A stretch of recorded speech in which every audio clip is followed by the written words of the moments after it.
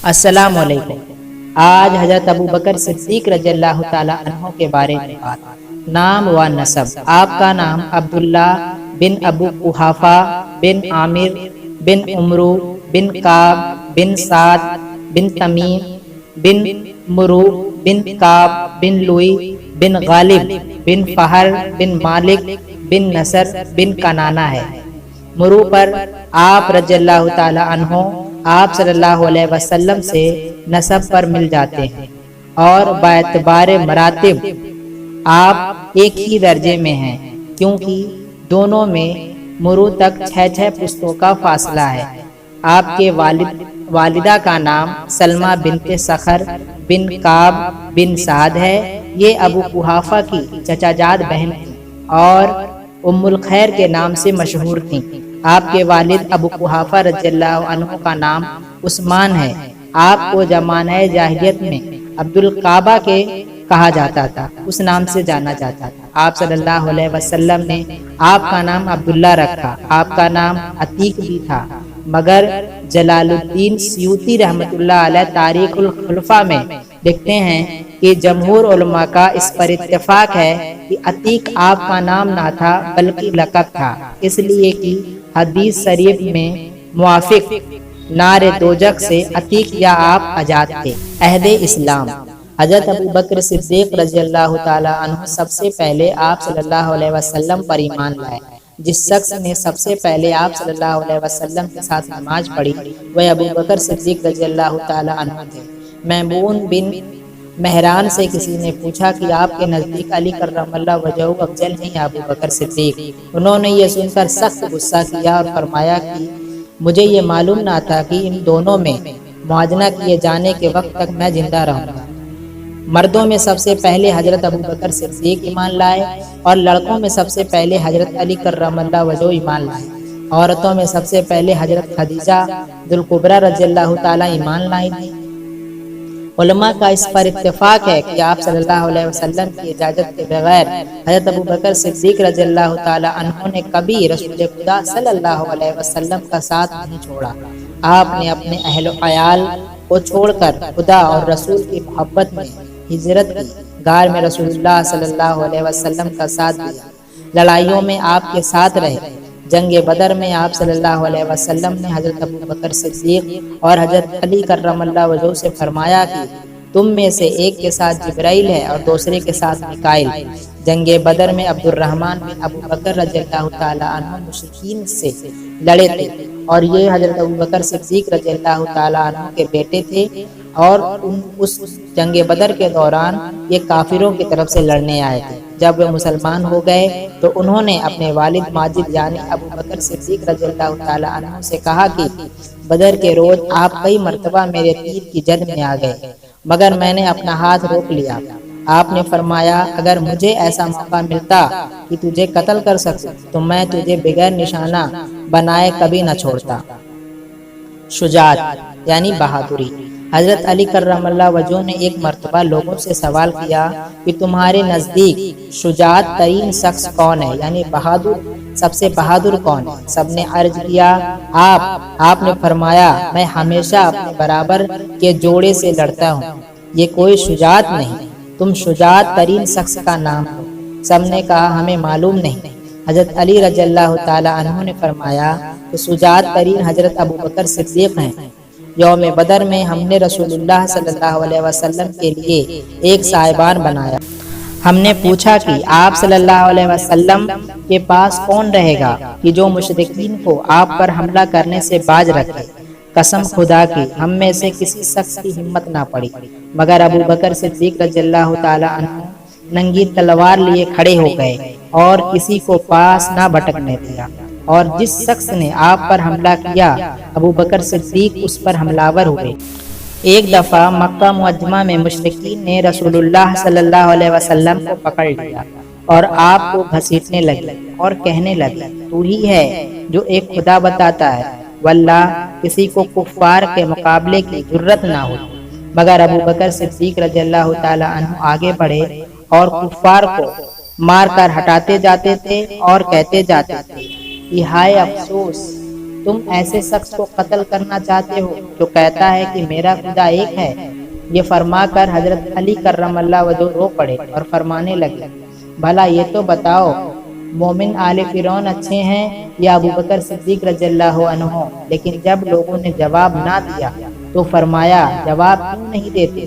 واللہ ابو بکر رضی اللہ عنہ کی ساعت ان کی 1000 ساعت سے بہتر ہے، اور وہ ایمان کو چھپاتے تھے اور حضرت ابو بکر صدیق نے ایمان کو ظاہر کیا۔ سخاوت، آپ صحابہ رضی اللہ تعالی عنہ مجمعین کرام میں سب سے زیادہ سخی تھے۔ چنانچہ آپ صلی اللہ علیہ وسلم نے فرمایا کہ جتنا مجھے ابو بکر صدیق رضی اللہ تعالی عنہ کے مال سے نفع پہنچا ہے، کسی کے مال سے نہیں پہنچا۔ حضرت ابو بکر صدیق رضی اللہ عنہ رو کر فرمانے لگے کہ میں اور میرا مال کیا چیز ہے، جو کچھ ہے سب آپ ہی کے طفیل ہے۔ ایک اور حدیث میں ہے کہ آپ صلی اللہ علیہ وسلم نے حضرت ابو بکر صدیق کے مال میں ویسا ہی تصرف فرماتے تھے جیسا اپنے مال میں۔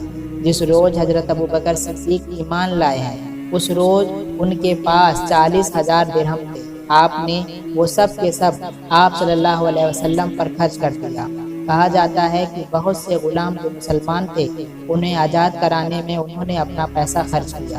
اور جب ایک اور روایت میں ہے کہ جب آپ صلی اللہ علیہ وسلم کے ساتھ ہجرت کرنے لگے تو جو 40,000 دینار درہم تھا ان کے پاس، اس وقت صرف 500 درہم بچے ہوئے تھے۔ ایک روز حضرت عمر فاروق رضی اللہ تعالی عنہ جیسے اسرت یا جنگ تبوک کے چند موقع پر جب چندہ اکٹھا کرنے لگے تو آپ صلی اللہ علیہ وسلم نے ہمیں مال تصدق یعنی جمع کرنے کا حکم دیا، تو میں نے حضرت ابو بکر صدیق سے بڑھ کر مال تصدق کرنے کا مصمم ارادہ کر لیا، یعنی جمع کرنے کا ارادہ کیا، اور اپنا نصف مال تصدق کر دیا یعنی لے آیا۔ رسول اللہ صلی اللہ علیہ وسلم نے مجھ سے دریافت کیا کہ اپنے اہل و عیال کے واسطے کیا چھوڑا ہے؟ میں نے عرض کیا کہ باقی آدھا۔ اتنے میں حضرت ابو بکر صدیق اپنا سارا مال لے آئے اور آپ صلی اللہ علیہ وسلم نے ان سے بھی وہی سوال کیا۔ انہوں نے جواب دیا کہ اہل و عیال کے لیے خدا اور رسول کا نام کافی ہے۔ میں نے یہ دیکھ کر کہا کہ میں ابو بکر صدیق رضی اللہ تعالی عنہ سے کسی بات میں کبھی بڑھ نہیں سکتا۔ حضرت ابو ہریرہ رضی اللہ تعالی عنہ سے روایت ہے کہ حضور نبی کریم صلی اللہ علیہ وسلم نے فرمایا کہ میں سب کا احسان اتار چکا ہوں، البتہ ابو بکر صدیق رضی اللہ تعالی عنہ کا احسان باقی ہے، اس کا بدلہ قیامت کے دن خدا تعالی دے گا۔ کسی شخص کے مال سے مجھے اتنا فائدہ نہیں پہنچا جتنا ابو بکر صدیق رضی اللہ تعالی عنہ کے مال سے پہنچا۔ علم و فضل، آپ صحابہ کرام میں سب سے زیادہ عالم اور ذکی تھے۔ جب کسی مسئلے کے متعلق صحابہ کرام میں اختلاف رائے ہوتا تو وہ مسئلہ حضرت ابو بکر صدیق کے سامنے پیش کیا جاتا، آپ اس پر حکم لگاتے اور عین ثواب ہوتا، وہ عین ثواب ہوتا۔ قرآن شریف کا علم آپ کو سب سے زیادہ تھا، سارے صحابیوں سے زیادہ قرآن کے بارے میں آپ کو پتہ تھا، اسی لیے آپ صلی اللہ علیہ وسلم نے آپ کو نماز میں امام بنایا۔ سنت کا علم بھی آپ کو کامل تھا، اس لیے صحابہ کرام مسائل سنت آپ سے رجوع کرتے تھے۔ آپ کا حافظہ بھی قوی تھا۔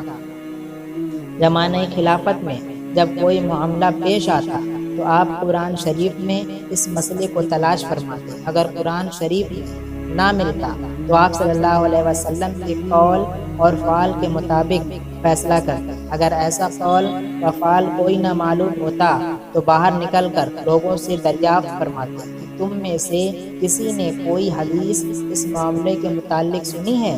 اگر کوئی صحابی ایسی حدیث بیان نہ فرماتے تو آپ ذلیل القدر صحابہ کو جمع فرماتے اور ان کی کثرت رائے کے موافق فیصلہ فرمایا کرتے تھے۔ حضرت علی رضی اللہ تعالی عنہ نے بارہا فرمایا ہے کہ اس امت محمدی میں سب سے زیادہ افضل ابو بکر صدیق ہیں۔ ایک مرتبہ حضرت علی کرم اللہ وجہہ نے فرمایا، جو شخص مجھ کو ابو بکر صدیق عمر رضی اللہ تعالی عنہ پر فضیلت دے گا میں اس کے درے لگواؤں گا۔ حضرت علی کرم اللہ وجہہ سے روایت ہے کہ رسول اللہ صلی اللہ علیہ وسلم نے فرمایا کہ خدا تعالیٰ ابو بکر رضی اللہ تعالی عنہ پر رحم کرے کہ اس نے اپنی بیٹی مجھے زوجیت دی اور مجھے مدینہ تک پہنچایا، اور بلال رضی اللہ تعالی عنہ کو آزاد کیا۔ خدا تعالی حضرت عمر رضی اللہ تعالی عنہ پر رحم کرے کہ حق بات کہتے ہیں، بھلے وہ کتنی ہی تلخ کیوں نہ ہو۔ خدا تعالی عثمان پر رحم کرے کہ ان سے فرشتے بھی حیا کرتے ہیں۔ خدا تعالی حضرت علی پر رحم کرے، الہی جہاں کہیں علی ہوں حق اس کے ساتھ رکھ۔ امام شافعی فرماتے ہیں کہ لوگوں نے صدیق اکبر رضی اللہ تعالی عنہ کو بلا جمع خلیفہ بنایا، کیونکہ اس وقت دنیا کے پردے پر ان سے بہتر آدمی کوئی نہ تھا۔ معاویہ بن فرا کہتے ہیں کہ صحابہ کو کبھی خلافت ابو بکر صدیق میں شک نہیں ہوا، اور وہ لوگ ہمیشہ ان کو خلیفۃ الرسول صلی اللہ علیہ وسلم کہا کرتے تھے، اور صحابی کبھی کسی خطا یا گمراہی پر جمع ہو ہی نہیں سکتے۔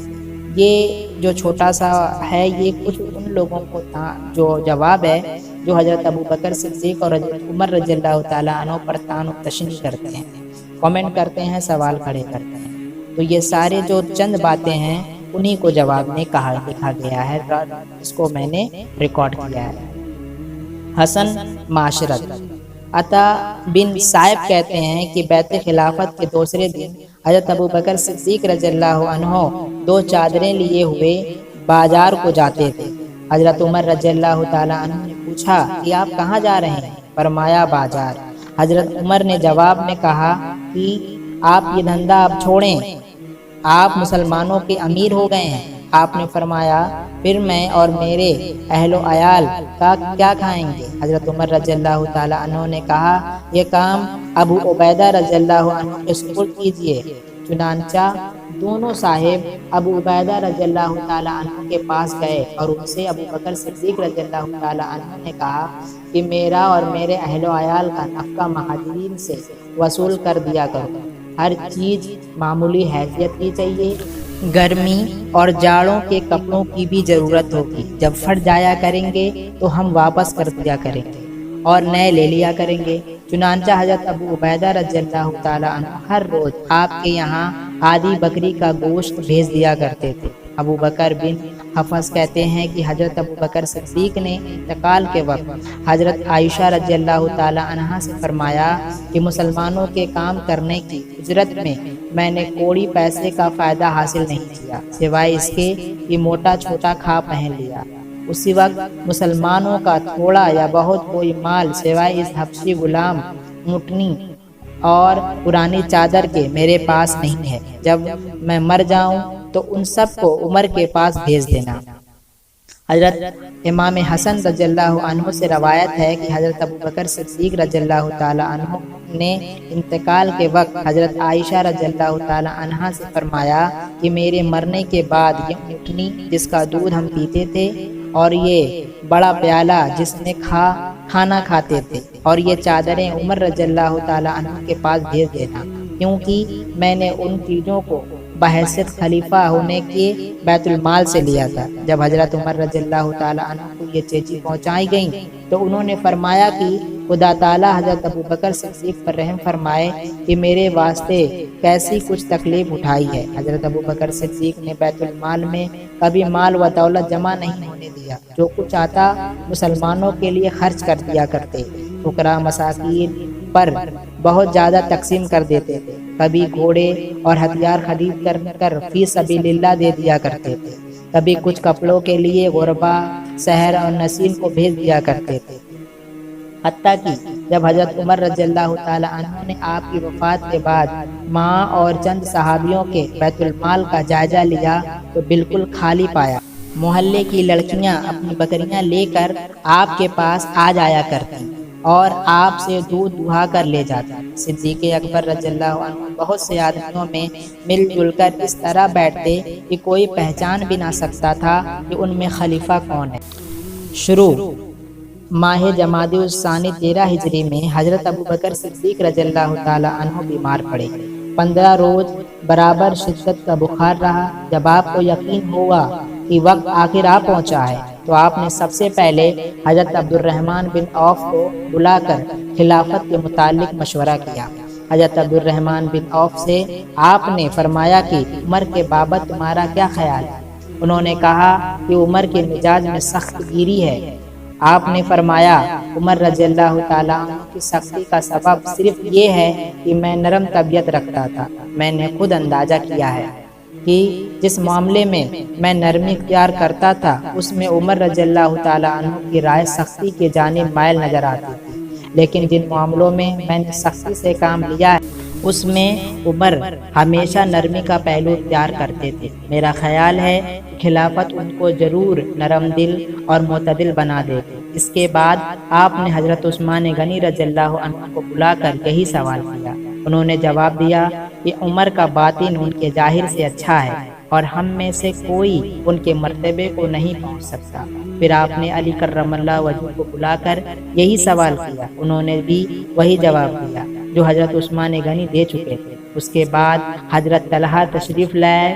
آپ نے ان کے سامنے بھی فرمایا میرا ارادہ ہے کہ اپنے بعد عمر فاروق رضی اللہ عنہ کو مسلمانوں کا خلیفہ مقرر کر جاؤں۔ حضرت طلحہ رضی اللہ عنہ نے کہا کہ آپ خدا تعالیٰ کو کیا جواب دیں گے کہ آپ نے رعیت کے ساتھ کیسا معاملہ کیا ہے؟ یہ سن کر آپ نے فرمایا کہ مجھ کو اٹھا کر بیٹھا دو۔ چنانچہ آپ کو بیٹھایا گیا۔ آپ نے فرمایا کہ میں خدا تعالیٰ کو جواب دوں گا کہ میں نے تیری مخلوق کے بہترین شخص کو خلیفہ مقرر کیا ہے۔ یہ سن کر حضرت طلحہ خاموش ہو رہے۔ پھر اپنے حضرت عثمان غنی رضی اللہ تعالیٰ عنہ کو بلا کر وصیت نامہ لکھنے کا حکم دیا۔ شدت علالت کی وجہ سے حضرت ابوبکر صدیق رضی اللہ عنہ رک رک کر بولتے جاتے تھے اور حضرت عثمان اسے لکھتے جاتے تھے۔ ساری تحریر اور وصیت وغیرہ کی کارروائی 22 جمادی الثانی 13 ہجری بروز دوشنبہ عمل میں آئی۔ 22 اور 23 جمادی الثانی کی درمیانی شب میں جو شب سہسنبہ تھی، بعد مغرب 63 سال کی عمر میں آپ رضی اللہ تعالیٰ عنہ کا انتقال ہوا اور عشاء سے پہلے دفن کر دیے گئے۔ 2.25 سال آپ نے خلافت کی۔ السلام علیکم۔